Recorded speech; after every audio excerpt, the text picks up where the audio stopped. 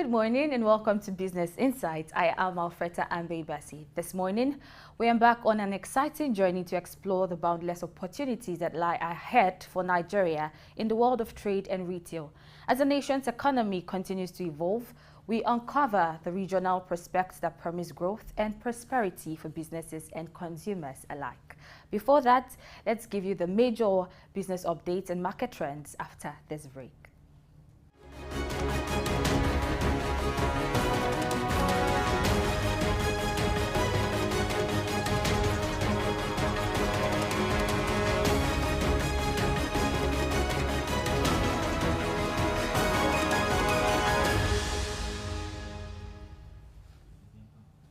Thank you for staying with us.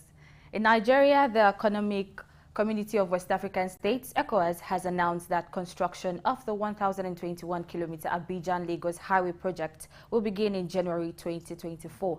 This project, known as the Abidjan-Lagos Corridor Highway, aims to connect major cities and boost economic development in the region. The highway will traverse 5 member countries: Nigeria, Ghana, Togo, Benin Republic, and Cote d'Ivoire. The chairman of the Spatial Development Initiative, Ebere Izunobi, emphasized the importance of transport infrastructure in ECOWAS programs and highlighted the project approval by the heads of state. The project, estimated to cost $15.6 billion, will link major cities like Abidjan, Accra, Cotonou, Lomé, and Lagos, serving a significant portion of West Africa's population and connecting bustling seaports. The plan also includes a rail line along the corridor to facilitate the movement of goods and services. And now, the Permanent Secretary of Nigeria's Ministry of Petroleum Resources, Mr. Gabriel Aduda, has announced a partnership between Nigeria and Canada for the development of a robust gas infrastructure network. This was discussed during a meeting between the federal government's delegation and Premier Daniela Smith of Alberta, Canada, at the 24th World Petroleum Congress, WPC, in Calgary, Canada. Aduda noted that the Nigerian government, under President Bola Tinubu's leadership, is committed to addressing this infrastructure need. To achieve this, the delegation plans to meet with investors, particularly those experienced in building pipelines in Alberta, Canada, and the United States. He also discussed Nigeria's energy transition objectives, highlighting the importance of a three-pronged strategy consisting of financing, technology transfer, and infrastructure to achieve a net zero emissions target by 2060. Gas has been identified as a crucial transition fuel in Nigeria's energy strategy, with a focus on domestic gas distribution to homes, factories, and industries. The policy aims to distribute Nigerian gas internationally, and substantial financial investments are required to realize this goal.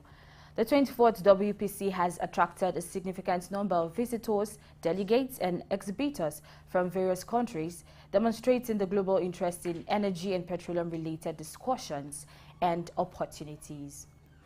And away from that, Denmark's ambassador to Nigeria, Mr. Souq Krogstrup, has announced to Denmark's commitment to increase investment and provide support for Nigeria's renewable energy sector. Ambassador Krogstrup highlighted Denmark's prominent role in the global renewable energy sector and its dedication to achieving climate neutrality by 2050. He called for bold action on Nigeria's part to implement its energy transition plan, launched in August 2022, with the aim of achieving carbon neutrality by 2060, eliminating energy poverty, and stimulating economic growth.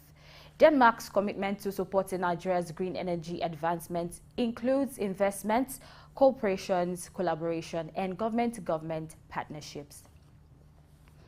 Moving on, Red Sea Global, RSG, has presented its ambitious Saudi Arabian Giga project to Japanese companies in Tokyo. The event, hosted by RSG, aimed to attract Japanese participation in the development of tourist destinations along the Red Sea. RSG is playing a key role in Saudi Arabia's sustainable tourism industry, aligning with its Vision 2030 plan for economic diversification. With over $7.2 billion in awarded contracts for the Red Sea project, RSG plans to procure more than $8 billion in contracts in 2023. These projects encompass luxurious hotels and international airports, and associated infrastructure along the Red Sea coast. Notably, this is both the developer and operator of these destinations, offering a wide range of opportunities for Japanese companies, from design and construction to operational services. The Red Sea project, launched in 2017, is set to open 3 resorts and an international airport this year, with plans to full completion by 2030, all powered by renewable energy. And away from that, top executives from leading U.S. companies, including Apple, Intel, Google, Microsoft, Nike, GAP, and Levi Strauss, expressed confidence in Kenya as an attractive investment destination during a meeting with Kenyan President William Ruto in San Francisco. Apple CEO Tim Cook indicated interest in establishing a developers academy in Kenya and exploring the country's green data center potential. Intel CEO Patrick Gelsinger and Microsoft COO Brad Smith viewed Kenya as a promising investment location, citing impressive returns on investment. Google CFO Ruth Porat committed to a $1 billion investment in Africa to bolster digital training and innovation initiatives. President Ruto invited tech companies to set up manufacturing operations and regional offices in Kenya, highlighting its stable economy, innovation, skilled labor force, and reliable data connectivity through undersea fiber optic cables. Visa Global President Oliver Jenkins announced that Kenya would host Visa's Global Digital Innovation Studio, emphasizing the country's importance in the East African market.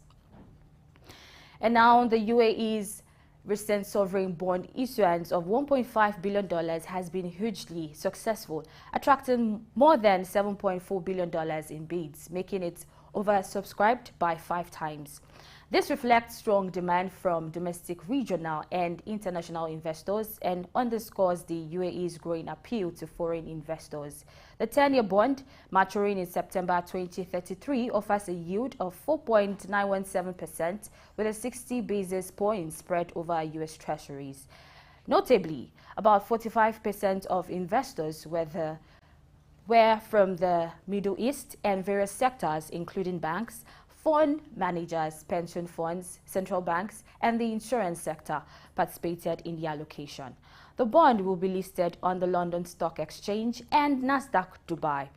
This success highlights the UAE's economic strength and attractiveness to global investors with a robust economy and favorable credit ratings.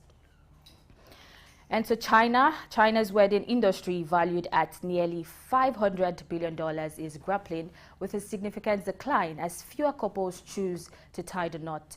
In 2022, only 6.8 million marriages were recorded, marking an 800,000 drop from the previous year and hitting the lowest point since data collection began in 1986. This trend is closely linked to China's weakening economy and dwindling consumer confidence. The decline in marriage rate is also exacerbating the nation's demographic challenges, partly due to economic factors, youth employment, and the high cost of child rearing. The once thriving traditional Chinese wedding industry now faces uncertain times as couples opt for more cost-conscious and simplified wedding options, with high-end and bespoke services holding a potential lifeline for the industry's future, contingent to the economy's strength. And moving on, the Trans Mountain Oil Pipeline expansion in Canada, slated to become operational early next year, is poised to disrupt the flow of crude oil from Alberta to the U.S. Midwest and Gulf Coast. This disruption is expected to lead to an increase of up to $2 per barrel in price paid by Midwest oil refineries that have traditionally relied on Canada's main oil export route. Prominent refineries, including those operated by BP, Citgo Petroleum, ExxonMobil, and Koch Industries, Flint Hills Resources, which have enjoyed the benefits of discounted oil, will be directly impacted. TMX's primary objective is to divert Canadian crude to Pacific port, streamlining delivery to U.S. West Coast and Asian refiners. This shift has the potential to influence the re-exports of oil from the Gulf Coast to China and could result in an uptick in shipments of Canadian oil to Asian markets. These developments carry significant implications for the global energy landscape. Up next is the stock, commodities and currency market trends. After this break, stay tuned.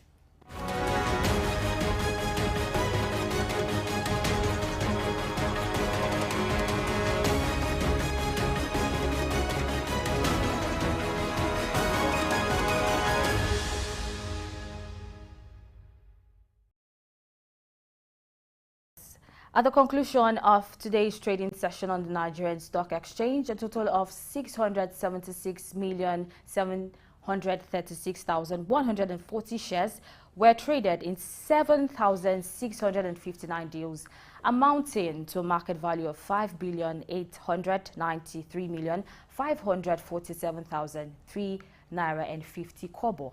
This signifies a 31% increase in trading volume compared to the previous NGX trading day on this week. However, there was a 34% decrease in turnover and an 8% decline in the number of deals. The current market capitalization of the Nigerian Stock Exchange stands at 37,400 billion naira. A total of 121 NGX listed equities participated in the trading session, resulting in 35 gainers and 27 losers. Among the gainers, Ella Lakes led with a 10% increase in its share price, closing at 3 naira and 63 kobo per share. This was followed by Berger Pence, eTransact International and Oando. On the losing side, Square Nigeria had the largest decline, with its share price depreciating by 10% to 1 naira and 26 kobo per share. This was followed by Secure Electronic Technology, Multiverse Mining and Exploration, and Cornerstone Insurance Company. The stock with the highest trading volume was Universal Insurance Company, with 235 million shares traded, followed by United Bank for Africa, Transcorp Nigeria, and Fidelity Bank. And away from Nigerian Stock Exchange, at the conclusion of today's trading session on the Botswana Stock Exchange, a total of 650,945 shares were traded in 26 deals, amounting to market value of 506,129 Botswana Pula and 40 Thebe. Compared to the previous BSE trading day on Monday, there was a 50% decrease in trading volume, but a 13% improvement in the number of deals. The current market capitalization of the Botswana Stock Exchange stands at 598 billion Botswana Pula. In the aggregate, 5 BSE-listed equities participated in trading, with one gainer, First National Bank of Botswana, which saw a 1.25% share price appreciation, and one loser, Lesotho Holdings, with a 0.79% decline. Botswana Telecom Corporation recorded the highest volume of 482,777 traded shares, followed by Tropis Enterprises, Lesotho Holdings, and First National Bank of Botswana.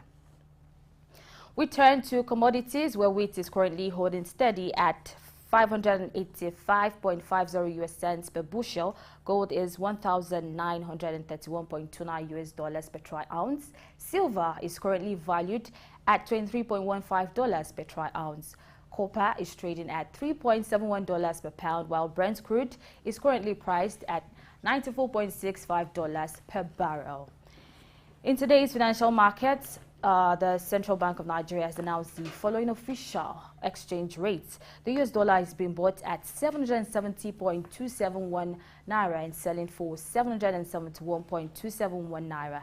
The British pound sterling is available for purchase at 955.5212 naira and sold at 956.7617 naira. Euro buys at 823.4967 naira and sells for 824.56 naira.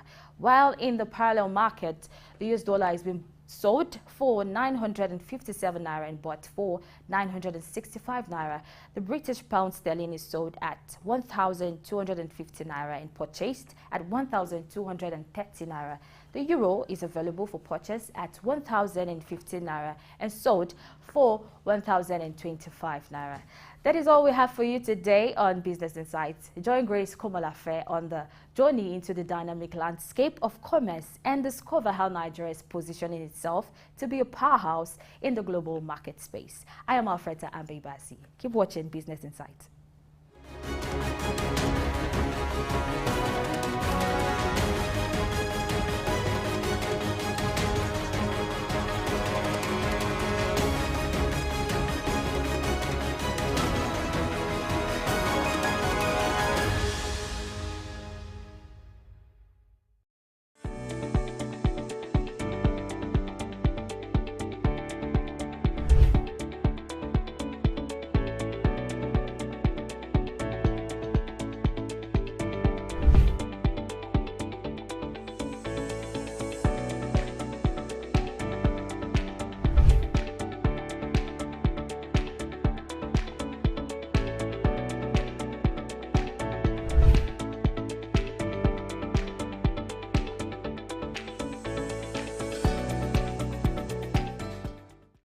So I've codified the relationship between transformation and its component forces, being vision, team, time, resources, and resolve, in what I call the Austin's 5 forces model for transformation. Transformation depends on force number 1, vision. A great vision is imperative to a successful transformation journey. A great vision galvanizes the team and provides clarity. So if we take an example of Lee Kuan Yew of Singapore, he was the one that turned Singapore, a third world country, into a sprawling metropolis that we see today.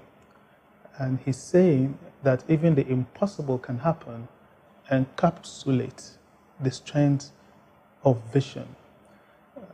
Clear vision is a rallying point, and that brings us to the second force of transformation, which is the team.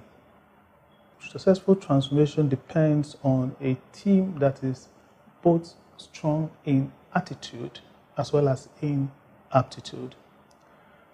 The team must act with pace and agility, and the team must display a sense of resourcefulness. The team must know the why of the vision, not just the what and the how. And if you look at an example of the Apollo program by NASA in the United States of America and the trip to the moon, there were about 400,000 people working on that project.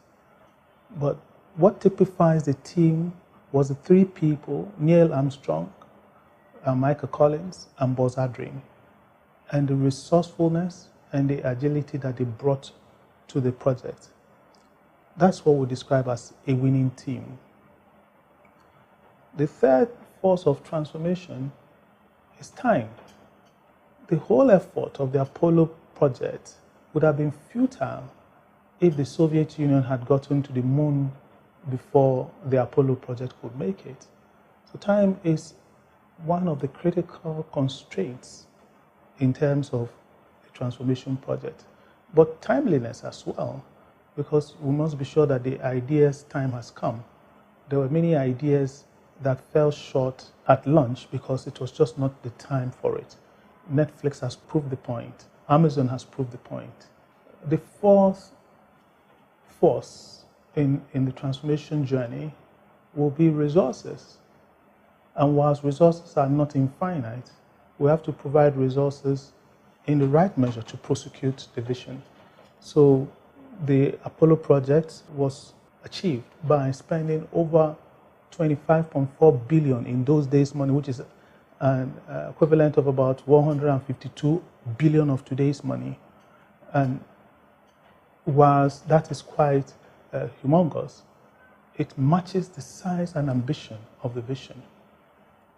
And whilst resources are not infinite, the team has to complement resources with resourcefulness, doing more with less. And the last force probably the most important, is resolve.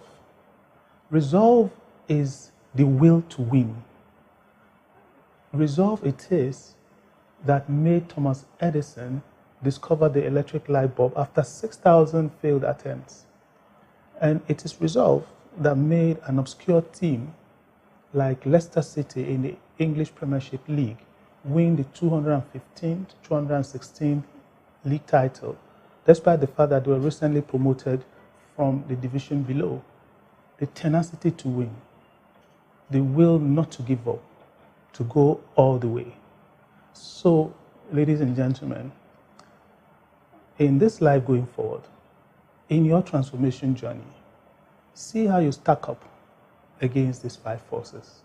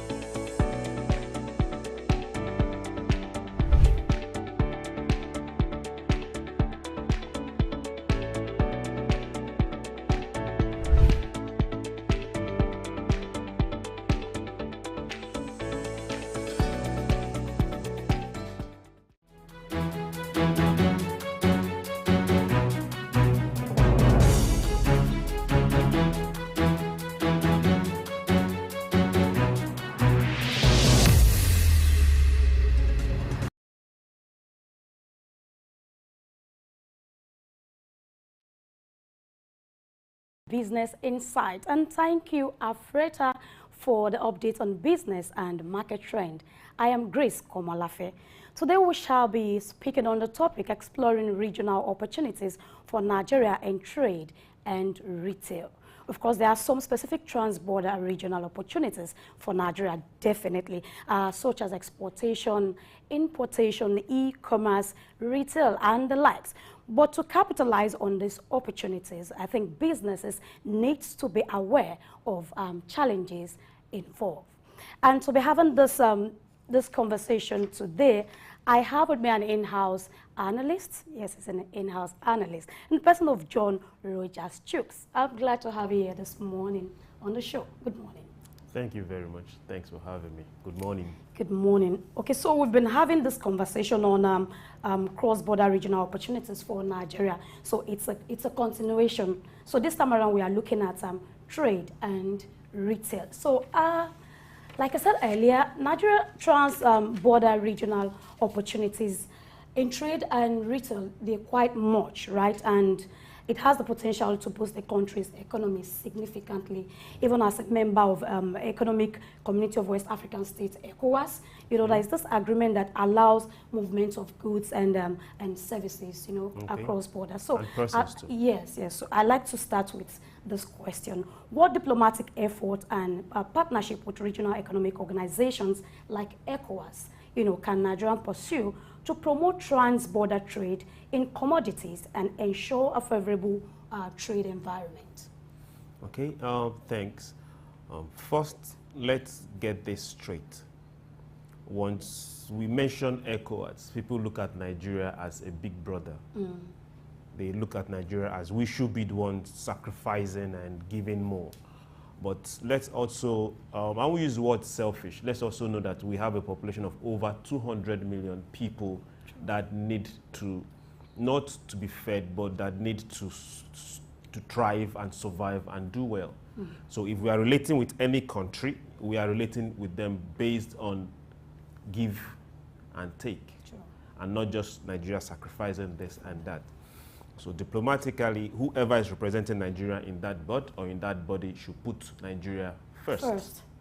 Always put Nigeria first. And over time, it's open for all to see we get less than what we give. Nigerians are not being treated as well as we treat our brothers, our neighbors. Neighboring countries. Yes. Okay. And that needs to change, both in movement of persons first, before now start talking about goods and services. And thanks to our numbers, thanks to our fertile lands, thanks to our business ingenuity, we have a lot to offer this particular block. And we should take advantage of it. True. We need to take advantage of it. Okay, so, you know, Nigeria is a major exporter of oil and gas, and that's not all we do. We have a lot like agriculture and all of that we, you know, we export. So I want to also ask you this question. How can Nigeria enhance its trade infrastructure, including border crossings, custom facilities, and transportation network to facilitate the movement of commodities across borders more efficiently? Okay, it's not rocket science. Okay. For our neighbors, we are majorly is a land border. Most of our neighbors are land borders. If you go to Niger, you can just cross. You could just walk across and you are in Niger. Same thing with Benin Republic. You could just walk across and you are in Benin Republic. Ghana is a bit far, but not too far. You could use a bike and go to Ghana. Like seriously? Yes, like seriously. You could use a bike and go to Ghana. Okay. Down to Senegal, down to the Gambia, you drive all through. And for this, it's more like this. If we need to go back to the old times. We had commodity boards. Okay. We had commodity boards. Now, the person in Benue, the yam farmer in Benue, he doesn't need to go to Ghana. He doesn't need to go to Benin Republic. Okay. He doesn't need to go to, what is it called? Niger Republic. Okay. He just needs a commodity board that is working. He needs a free trade zone right close to him that is working. He takes his produce and gets to the free trade zone, and there's somebody there willing to buy it off him. Wow. And the last administration planned a train service. Okay. Yes. To Niger Republic. Yes, yes. So these are things that if the government can fix this on our own part, a lot of time people shout government help, government intervene.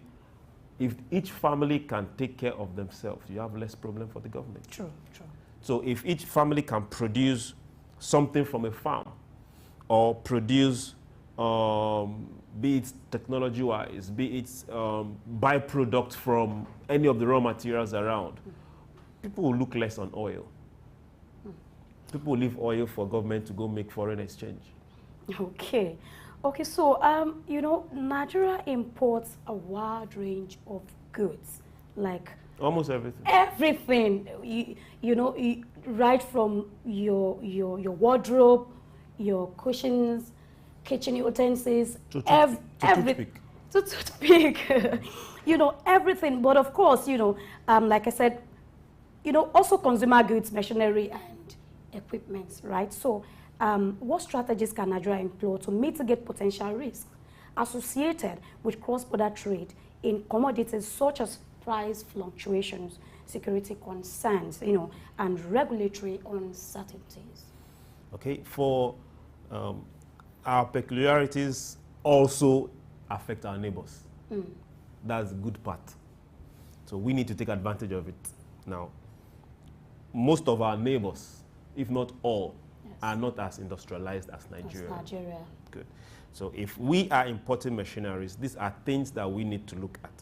We import machineries from Asia, majorly. Okay. Let's have that agreement. Let the government have that agreement. If I am importing this machinery from you, XYZ, I am not going to import the parts from you after that. Come and establish the production of those parts here.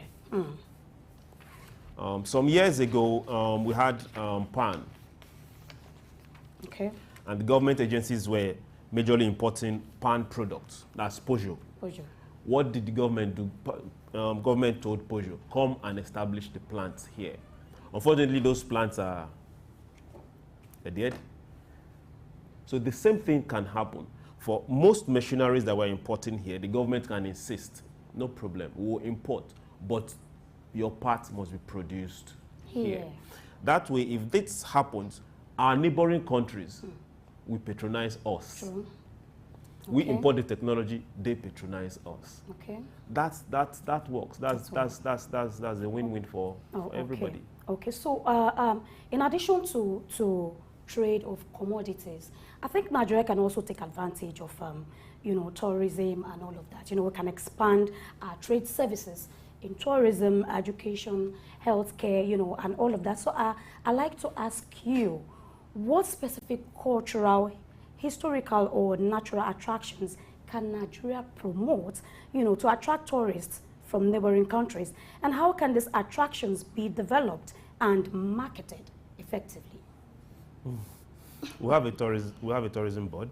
Okay. We have several. Even states have tourism board, but you can't have a thriving tourism industry and you have security issues.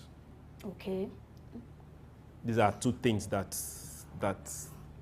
work hand in hand. The entire northern part of this country is enough to give us 30% of our gross domestic need when it comes to GDP. Okay. But what is happening? We have the entire Mambila Plateau. People don't even know what is in this place. We have the Lekki Warm Springs. We have the Agungi Fishing Festival. I still remember that very well. But all these places are dead.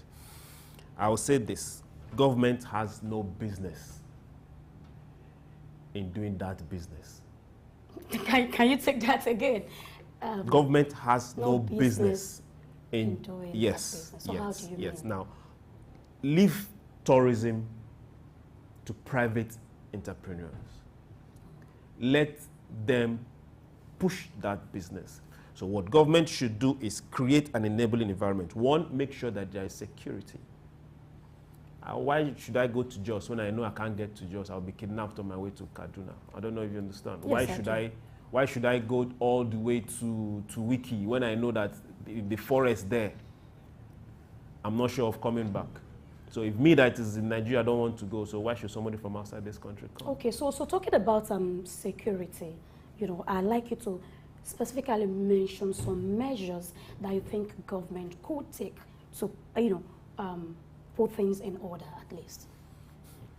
Security for a while has been an issue, has been a big issue. We keep saying this, we keep saying that. Yes. I think the chief security officers, until we start holding them responsible, if you can't deliver your bit, then let someone else try. If you can't deliver your bit, let someone else try. We have a whole region that it is a no-go area, and these are money-spinning regions when it comes to tourism. Another issue we're also battling with is our maintenance culture. Yeah. Our maintenance culture we need complete mind shift of our maintenance culture. I don't know when last you visited Obudu. Cattle Ranch. Yeah. It's been a long time. Also in the Tinapa. Tinapa, I almost mentioned that, it's been a long time too. When last did you visit there? That's why I say government has no business in that business. If government decides to build, no problem, is welcome. Build so what and if privatize they it. Partnership with private entities? It won't work. Okay. It won't work. Government can build. You have the money. Build. You have the vision. Build. When you say it won't work, privatize it. How do you mean? Why did you say it won't work? Now, see, from experience, yes, from what we've had over time, we have people in offices that don't know how to run these businesses. Okay. Running these businesses, so it will fail. So what you talking about, knowing how to run the business, I think is actually different from having the government do it. What if they have the right people, putting the round peg and a round hole, having the right people in that position? Yes, don't you think it's going to work? It won't work. Oh, really? It won't work. Government business is everybody's business. Okay, let me break it down. Break it Nigerian down. government business is everybody's business. Okay. Good. But running a business is my business. If I fail at it, I know that I have lost food on my table. Government business, at the end of the day, you know you will get your salary paid, whether it works or it doesn't work. Oh, okay, so let's come to ask yourself, why do we still have hotels that are thriving? We still have some government hotels that they are all gone. Those hotels are thriving because they are all private enterprise. So private enterprise will work, but government business, let them stick on administration. Well, on this note, I think it's very important for government to begin to look into all of this. I mean, there's nothing wrong for me if governments are in charge, provided they can take care of all of these things, put the right people there, and ensuring that there is check and balance, the right people are also doing it correctly. So for me, I don't think that's a problem, but it's fine. Let's come to the next question.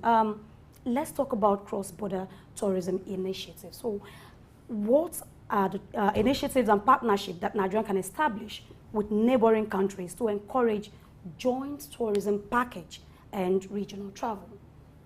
Okay, or say packages, yeah. Yeah, that's good.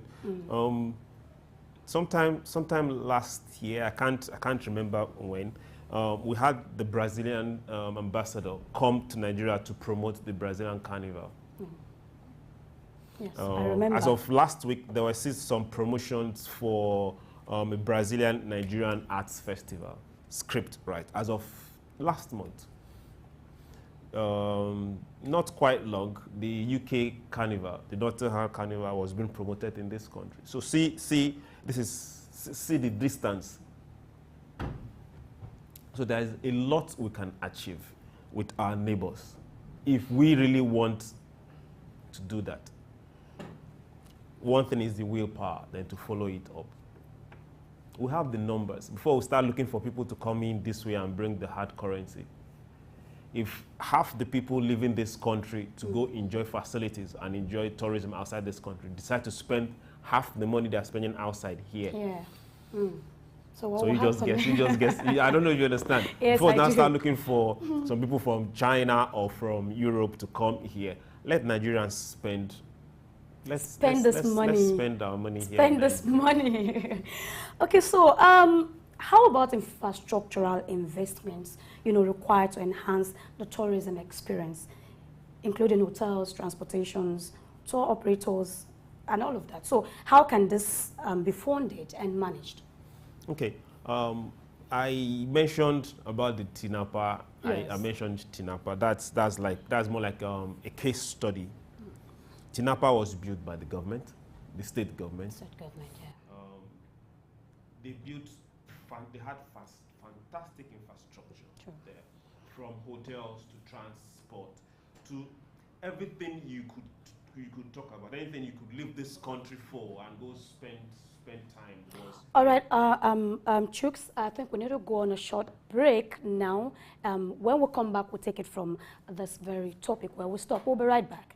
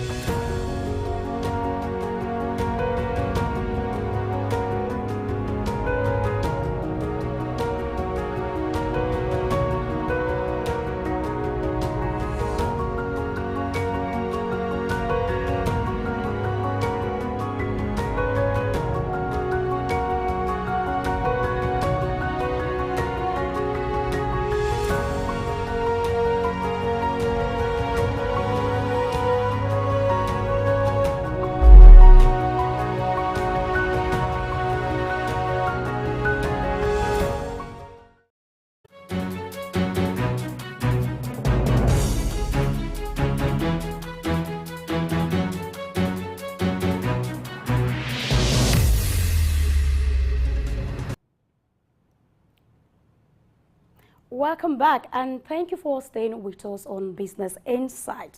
If you're just joining us, we have been speaking on exploring regional opportunities for Nigeria in trade and retail with our in-house analyst, John Rogers Souq. So we'll take it from where we stopped. We were actually talking about, I think I asked you the question, the infrastructural investment, okay, required to enhance the tourism experience, including hotels, transportation, and tour operators, and how can this be funded and managed? So I'd just like you to pick up from there. Okay, thank you. We're talking about the TINAPA, Yes, TINAPA yes. infrastructure. 50% of that infrastructure right now is dilapidating because of management. That's why I keep telling you, government has no business. Government can build, yes, but let the private sector manage it. Now, it's more like this. We have a lot of employment opportunities in this industry, in the tourism sector, a lot. Now, if these infrastructures are built in partnership with government, Yeah. government take your hands off it. Yes, build, take your hands off it. If somebody has to repay every month or pay, it's a partnership. Let the private sector manage this.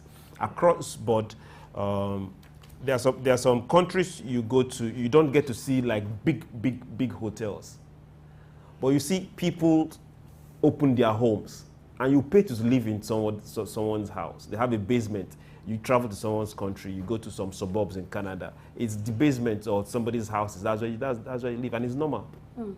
So we can also practice that. Yeah, Nigerians are very hospitable. Sure. Before we start looking for 10, 15, or 20-star hotels, good, let's start from what we have. The infrastructures are there. The road networks, yes, can be better, but they are still there. You can access each of these tourist sites and have a very good time, as long as the security is there. Yes, that is very important, and I think it's something we need to continue to hammer on. Security is very key, because no matter what we put together, no matter what we have, if the country is not safe, they are as good as not there. Okay, so I want us to come to education. For me, I keep saying that education is very key. It's a very key thing in every country, and most importantly for the economy, because what you don't have, you cannot give. You know, so we'll come to, I want to ask you, what strategies can Nigerian universities and educational institutions employ to collaborate with institutions in neighboring countries to offer joint academic programs, and what regulatory challenges need to be addressed? Okay, that's good. We have almost 2 universities in each state in this country. At least 2 universities. Some states have over five universities. And the question we now ask ourselves, these universities in these states, are they collaborating with other universities outside this country? Years back, most countries were coming here to study. What happened? We are now the ones leaving Nigeria to go study abroad. So we need to get our own education system running first before now start looking for collaborations outside this country. I see. I think I quite agree with you, and you know, to encourage learning and learning culture and education, perhaps incentives like scholarship, you know, and all of that could be part. The scholarships are there. Yeah. The scholarships are there, but you see, there are things you ask yourself this question: who are the scholarships favoring? I don't know if you understand. Yes, who are the scholarships favoring? What's the politics behind the scholarship? Okay, so you're taking me somewhere else. Remember when we started, I said put Nigeria first. Now, all the countries in Europe, it used to be the US and England before, but right now all the countries in Europe are offering one form of scholarship or the other to Nigerian students. But what is the ultimate goal? They take the best and they never come back. I don't know. That is the ultimate goal. I get it. They take the best and they never come back. So now the Nigerian scholarships itself, the Petroleum Trust Fund, for over the years have been granting scholarship to Nigerian students. Now I ask the question: where are the students that have taken this scholarship that left this country? Where are they? Did they return back to, put things together and return back to the country? Then the states that have been offering scholarship to their indigents. Yes. How has it been? Those scholarships hasn't been paid. Some Nigerian students left this country and were complaining. It's more of let's put Nigeria first. Both we Nigerians and the government. Then things will work. The day I can walk into a Nigerian university and somebody gives me a finished project, and I can walk into a manufacturer's place and produce it, then we know that we are going somewhere. But we can do that. We definitely can do that. Okay, we definitely can do that. I quite agree with you. So, technology have actually changed the face of virtually everything across the world. Definitely. You stay in the comfort of your home and you learn a whole lot. So I'd like to ask you, what ways can distance learning and online education platforms be utilized to provide educational services across borders, and what technological and logistical consideration should be made? It's just like this. When you do something for the first time, when you try something new, it's natural. Your body or the system fights back. Okay. It's natural. People are scared of change. But technology is the future. Virtual learning is the future. So the faster we start taking it in now and accepting it, the better for us. In the future, kids will not step into university. They just stay in the comfort of their Yes. home and get to learn everything. The university will come to their home. Yes. I'm telling you the truth. The university will come to their home. That's where technology is going to. Remember some years back, you can't steal a television.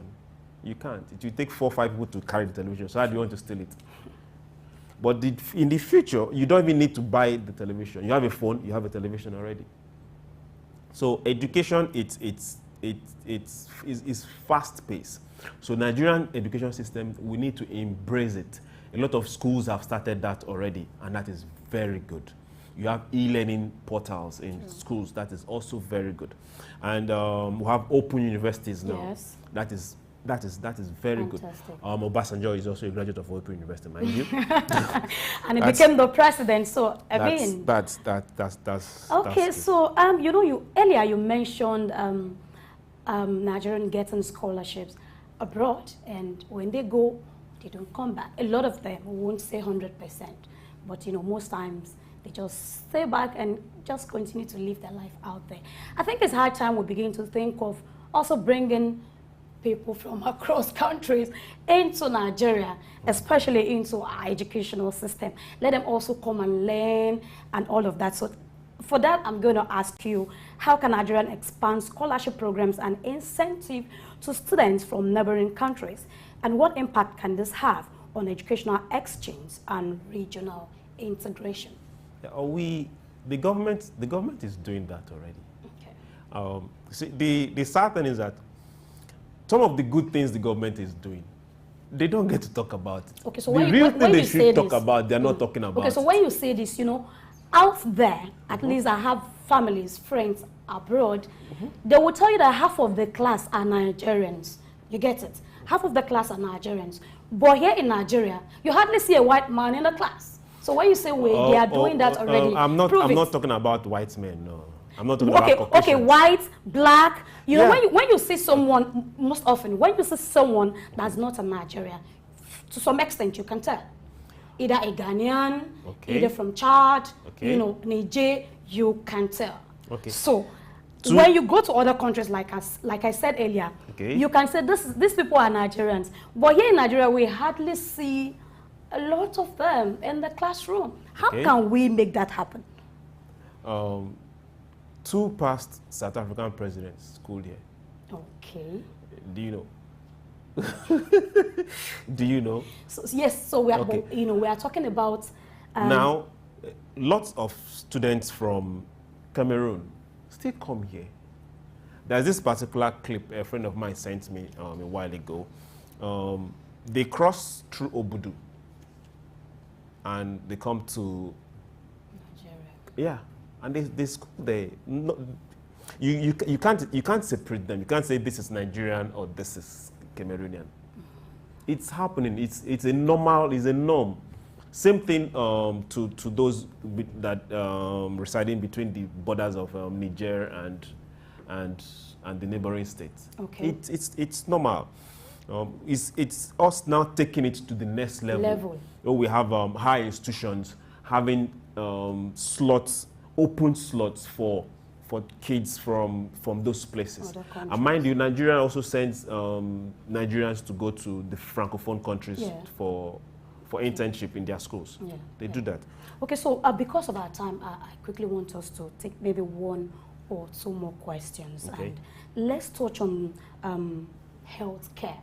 You know, we hear this oftentimes that medical practitioners, they just travel, they move out of the country in mass, and our healthcare sectors, people begin to cry and say, oh no, we are losing our doctors, we are losing our nurses to other countries and all of that. So what can be done to make this happen in Nigeria, making Nigeria a regional hub for medical tourism?